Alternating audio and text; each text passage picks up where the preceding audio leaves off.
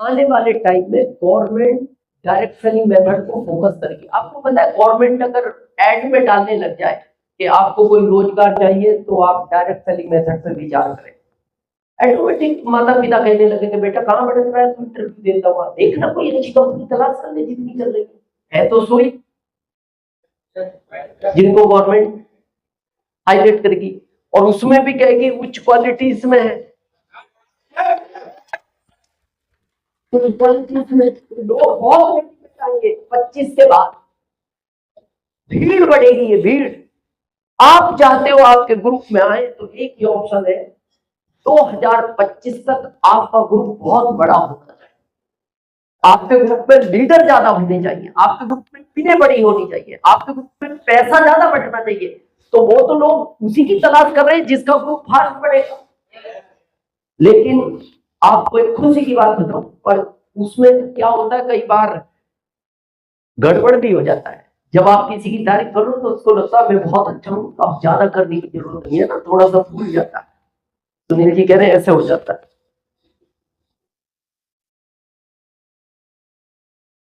बिगड़ना नहीं, लेकिन बात तारीफ की है। भारत में अभी तक एजुकेशन की बात करो, डिसिप्लिन की बात करो, लीडरशिप की बात करो, तो राम किशन जी की टीम नंबर 1 पर है।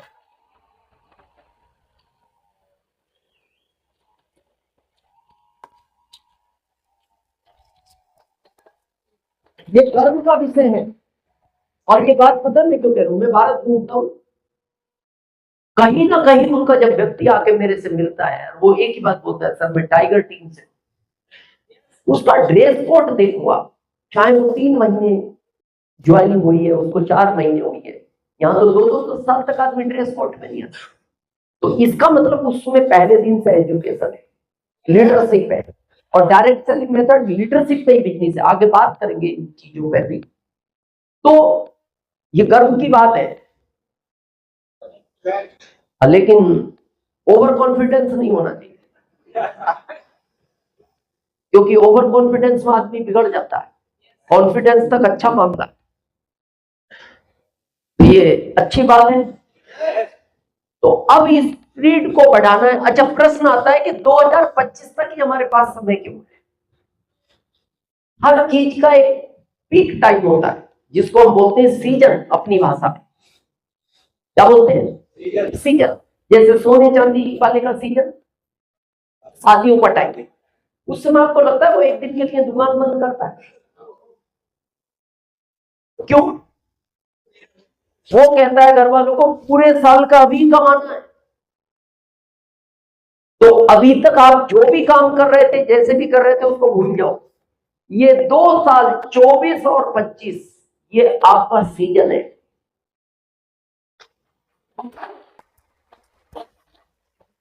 इसमें कितने छोटे काम करना चाहिए पता है आपको? जितने टाइम भोजन करते हो, कितने टाइम करते हो भोजन? लगभग 15 से 20 मिनट, 2 बार, तो लगभग 1 घंटा। क्योंकि भोजन आराम से करना चाहिए, और जितने टाइम सोते हो 6 से 8 घंटा, एक अच्छी हेल्थ के लिए 6 से 8 घंटे सोना चाहिए। तो कितने हुए? 9। अब कितने बचे? 15। 15 घंटे 2025 तक फिट में बीतनी चाहिए, 25 लाख। अभी ये गर्मी है, बहुत लोग गर्मी के चक्कर में बाहर नहीं निकल रहे, तो ये गर्मी तो अगले साल भी आएगी, और ये टेम्परेचर हर साल बढ़ते जा रहे हैं, तो अगले साल तो और घर में बैठ जाओ। ये गर्मी सहन कर ली तो 7 पीढ़ियों को गर्मी नहीं लगी, ये गर्मी अगर सहन। तो ये जो 24 और 25 में कितने घंटे फील्ड में बीतने जाएंगे? 15 घंटे। मैं थोड़ा सा आपको मेरी स्टोरी बताता हूँ, आपको पता लगेगा कि आप क्या काम कर रहे हो और क्या करना चाहिए। हमें अच्छा लगता है ना, 1 लाख 82,000 इनकम टैक्स आपका भी जाए महीने का। शुरुआत कैसे हुई? 26 जुलाई 2002 की कहानी है। मेरे बॉस को कोई प्लान दिखा रहा था, दिखाने के बाद वो चला गया, वो ज्यादा लंबी कहानी पे नहीं जाएंगे। तो मैंने आरसीएम करना चाहा, तो किसी ने कहा कि देखो ये गॉड गिफ्टेड ही है। बीसी सर के आपको पता है कितने बच्चे? दो, बेटा और बेटी। बेटी की शादी रतलाम में हुई। ये योग है। और वो मेरे कृषि उपज मंडी में मेरे व्यापारी थे, जहां मैं जॉब करता। उनका जो माल आता था आड़त का, उसकी बहुत रसीद मैंने बनाई है। तपन बाबू जी बोलते हैं जो बीसी सर के क्या बोलते हैं, समधी समधी है। उनका लड़का है नीलेश जैन, जिनको शुरू में आरसीएम का डीपो दिया गया, एमपी का नीलेश जैन को दिया गया। तो तपन बाबूजी ने हमसे कहा, यार दिनेश यहाँ बहुत मेहनत करता है, मंडी में थे, एक आरसीएम कंपनी चालू की है, ईमानदारी का काम है, लोगों का मदद करने का काम है, तेरे को ये काम पसंद है तो तू आ जा। तो हमने कहा ठीक है बाबूजी, कल आते हैं। जाके अपनी किट खरीदी, किट खरीद ली। बोले भर ले फार्म। घर गए तो पत्नी ने कहा ये क्या चीज है? मैंने कहा अमीर बनने का काम। तो बोले अकेले ही बनोगे? मेरे को भी बनाओ। तो अब 2075 सैलरी, किट 1500 की, रुपए चाहिए 3000। तो मैंने कहा सरोज अभी एक ही करें। बोले नहीं, आपका भले लेट करना, मेरा पहले करो। अब जिद पकड़ ली, और महिला जिद पकड़ ले तो थोड़ा मामला डिफरेंट है। तो उसकी भी किट ले ली हमने, उधारी में पैसे लेके। तो मिसेज 10वीं पास है।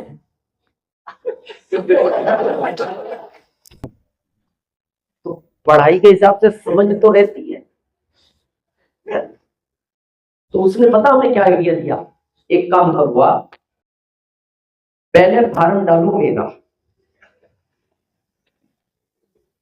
एक साइड डालो आपका, और दूसरी साइड डालो आपके दोस्त का, बाकी सब ठीक हो जाएगा। ये तो अब आई हमें समझ। और ये ऐसे ही डला, यही सफायर है अभी।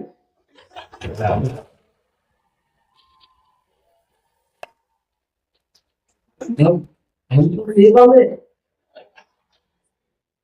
बस जब से समझ आई, बस एटीएम कार्ड में रखता हूं, बस इतना हुआ।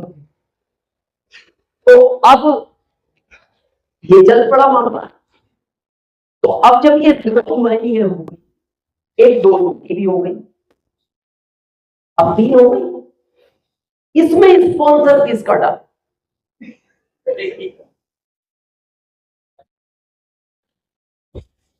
तो उस समय सब ईमानदारी से चलता। तो हमने तपन बाबू जी को बोला, हमारे 3000 रुपए रखे, दोस्त के 1500 लगवा दिए, इन फार्मों का क्या होगा? मुझे तू बता रहा था तेरे बॉस को कोई आपने समझा के गया, उसको इससे पूछ, उसका नंबर डलेगा इसमें। मैंने कहा वो तो उस दिन के बाद दिखाई नहीं दिया, अब किसका डाले? बोले तो मैंने मेरे बॉस को पूछा, आपको जो समझा के गया फिलहाल वो है कौन? बोले किसान आदमी है, तेलंगाना का रहने वाला है। तो मैंने कहा उसका नंबर चाहिए। तू करेगा आरसीएम? मैंने कहा करेगा नहीं, कर लिया, नंबर डालना है। बोले ढूंढ। सलाना के पास बगीना गाँव में, बोले मंडी में आता है, एक आध हफ्ते में अनाज लेके, मेरे अच्छे रिलेशन है, आएगा तो मैं बता दूं। तो मैंने तपन बाबू जी को बोला, मैंने कहा किसान है बोली का, भोपाल भर्ती नाम है, आए तो आप भी ध्यान रखें। 10 दिन तक हम फार्म लेके घूमते रहे, स्पॉन्सर आज लेके घूमो आप एक दिन फार्म, 10 लोग स्पॉन्सर कर, 10 दिन लेके घूमते। तो बाबूजी मंडी आए 11 बजे, बोले दिनेश गोपाल भारती आया है, अभी माल बेच के गया है और मेरी दुकान पे गया, वहां चला जाओ। हम गए, हमने गोपाल भारती जी को कहा, बच्चों वो आपका कार्ड का नंबर बताओ। बोलेगा कार्ड का नंबर तो क्या मालूम कहाँ है, वो रिश्तेदार ज्वाइन करा गया था, तो देखना पड़ेगा, और हो सकता कपड़ों में धुल भी गया हो, क्योंकि वो कागज का आता था नीले रंग का इतना बड़ा। तो मैंने कहा यार हमारे 4500 रुपए डूब जाएंगे। बोलो मैं अगले हफ्ते आऊंगा, ढूंढ के लाऊं। मैंने कहा नहीं अगला हफ्ता नहीं, हम तुम्हें फोन करेंगे, तो हमें फोन पे बता देना। हमने फोन किया गोपाल भारती को, कहा मैं डेडलाइन होते पड़ोस में रहूंगी।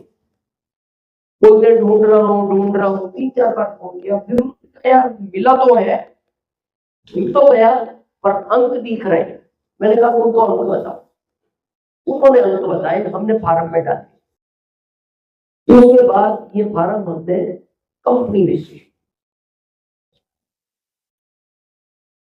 और कंपनी फार्म स्वयं लेके गए, और उस समय फार्म मैनुअल होते थे, किसी लोगों ने काम किया उस समय मैनुअल में। प्रोडक्ट का भी मैनुअल फार्म आता था। आपको पता है अगर आपको एक पेस्ट लेना हो तो उसके साथ एक फार्म मिलता था, एक साबुन लेना हो उसके साथ एक फार्म मिलता था, और उस पे भी पूरी डिटेल डालो, ये मेरा आईडी नंबर, ये मेरा शहर, ये मेरा मोबाइल नंबर, और ये, और वो फार्म आप जमा करोगे तो आपको पेस्ट का बीबी जुड़ता था। अगर वो फार्म कहीं मिस हो गया तो आपका पेस्ट का बीबी गया। और नियम ये था कि अगर 30 तारीख तक कोरियर से पहुंचा तो बिजनेस इस महीने लगता था, और अगर 2 तारीख कोरियर पहुंचा तो बिजनेस अगले महीने लगे। तो हम क्या करते थे, 1 तारीख को भीलवाड़ा अगर बाय हैंड जमा कर दो तो 1 तारीख एक्सेप्ट करते थे। 1 तारीख को भीलवाड़ा में मीटिंग होती। मैं 5 साल लगातार हर 1 तारीख को भीलवाड़ा गया, 5 साल। क्यों? 4-5 दिन कोरियर का टाइम खराब नहीं करता। तो पहले 26 जुलाई को मेरी ज्वाइनिंग, 1 तारीख को जाने का मौका मिला, मैं 28 ज्वाइन लेके गया। मैं जो आप काम की स्पीड बता रहा हूं, मैं सुबह 6 बजे घर से निकलता था, पहले गांव में गया। गांव में कौन है मेरे को कोई लेना देना नहीं, कोई मेरी पहचान का नहीं, मैं तो यूपी का। तो मैं अपनी मोटरसाइकिल के साइड में, उस समय तो मेरे पास वो थी टीवीएस चैन, साइड में एक कपड़े का बैग, उस बैग में फोल्डिंग काला बोर्ड, एक कपड़ा, चौक का डब्बा, एक कील, एक पत्थर, ये मेरा टूल्स था। क्यों रखता था? जैसे ही गांव में पहुंचा तो देखना एक पेड़ के चारों तरफ चबूतरा होता है, जिसमें लोग बैठे रहते हैं फालतू 10-15, कोई बीड़ी पी रहा है, कोई ताश खेलता है, कोई गप्पे लड़ा रहा है। मैं वहां जाता था। तो कहां से आए हो भैया? रतलाम से। क्या काम है? एक अच्छी चीज बता रहा हूँ, समझ लो, अच्छी होगी तो करेंगे, नहीं तो मैं अपने गाँव से करूंगा। हाँ बताओ बताओ, फालतू ही बताओ। तो मैं उसमें से कील निकाल के पेड़ में गाड़ता था उस पत्थर से। हर जगह पत्थर नहीं मिले तो क्या कर सकते, कील गाड़ी, वो काला फोल्डिंग बोर्ड का, चौक से प्लान दिखाता था, और प्लान में गांव वालों की भाषा भी दिखाता था ताकि उनको समझ में आए। जैसे आज आप साथ बोले दिखाते हो, तो मैं पता कैसे दिखाता था, मैंने कहा गेहूं की फैक्ट्री कौन है? गेहूं की फैक्ट्री कौन है? बोलते हाँ किसान ही है। मैंने कहा ये गेहूं आपका कितने रुपए किलो मंडी में बेचते हो? तो मैंने मंडी में काम करता था, तो उस समय लोगवान आता था, सब क्या आता था, लोगवान था 600 रुपए क्विंटल। मैंने कहा आपको पता है ये इस कस्टमर तक बॉम्बे पहुंचने क्या रेट हो जाती है? बोले 1300 रुपए। तो क्या आप जानते हो ये बात? बोले हाँ। तो डायरेक्ट वहां क्यों नहीं बेच रहे इसको? बोले इनको पहचानता कौन है? मैंने कहा फिर आप कहाँ ले जाते हो? बोले मंडी पे। मंडी में कौन लेता है? होलसेलर। ये क्या करता है? आगे रिटेलर को दे देता है। ये क्या करता है? आगे खुदरे। ऐसे करके ये वहां तक पहुंचता है। मैंने कहा मान लो आपने शरबत ही क्यों भेजा, क्या इसको शरबत ही मिलता है?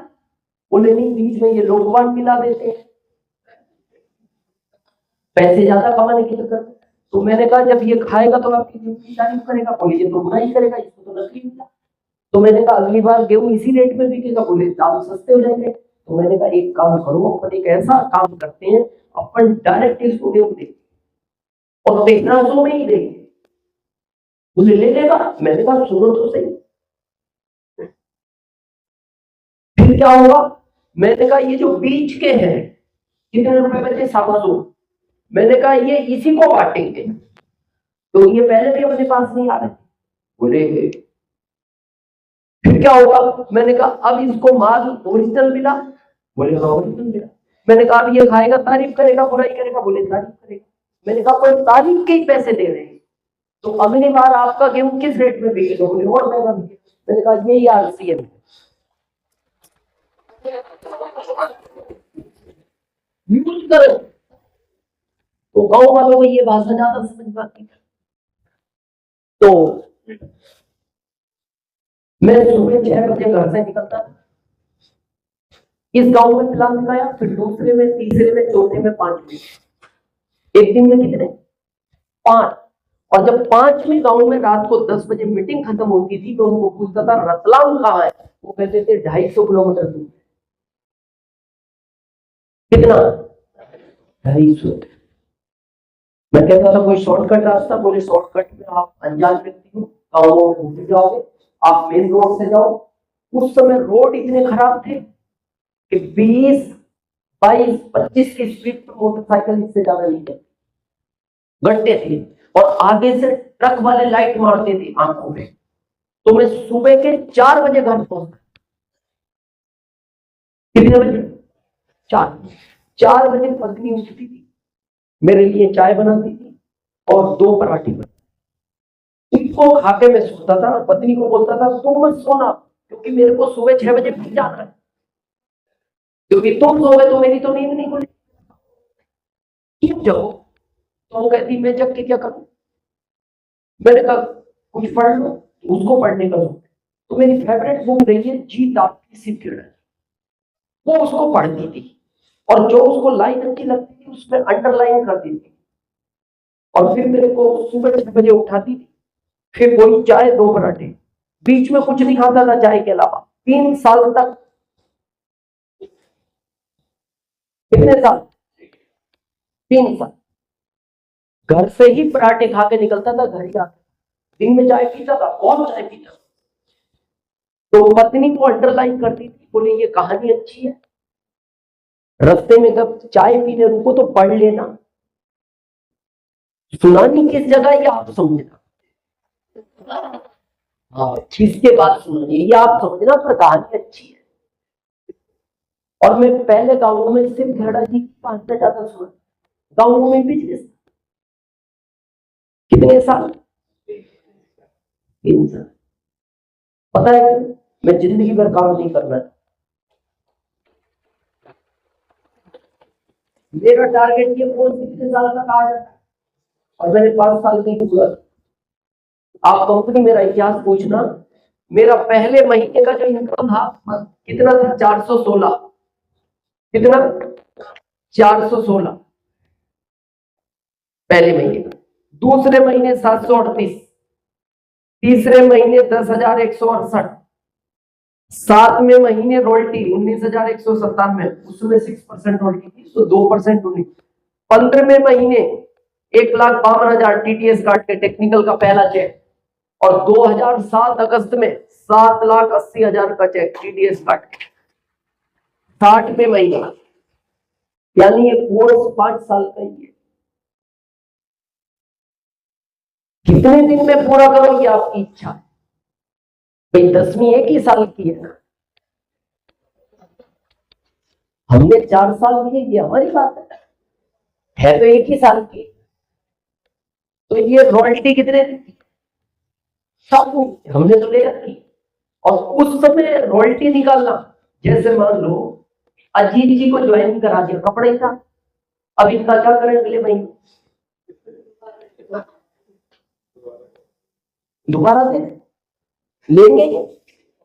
वो 5 साल नहीं खरीदता कपड़ा, कितना मजबूत कपड़ा देती कंपनी में, 10 साल नहीं पड़ता। अब इनका क्या करें सुनिए, अब अगले महीने क्या करें? बिजनेस लाना है अगले महीने, तो सुनील जी को ज्वाइन करा दिया, अब ये भी ज्वाइन हो गए, अब इनका क्या करें? फ्री।